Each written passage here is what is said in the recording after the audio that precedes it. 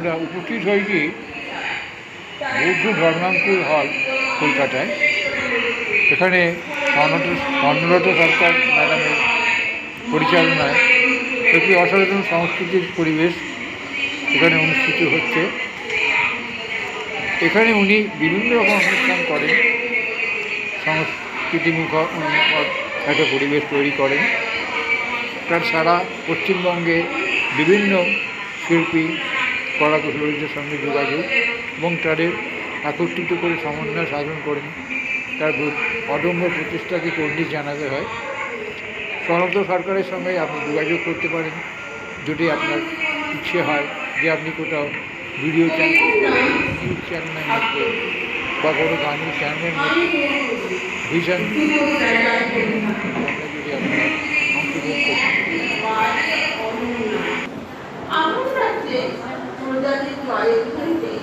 আমার জয় জয় আমায় বলে আমি আগে ভাগ্য এখন ভাগ্যকে বলে নাই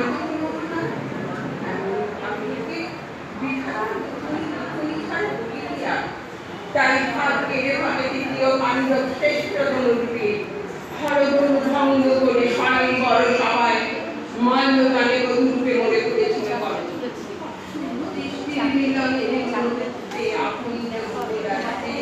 দ্বিতীয় পাণ্ডবকে মনে মনে দিয়েছিলাম স্থান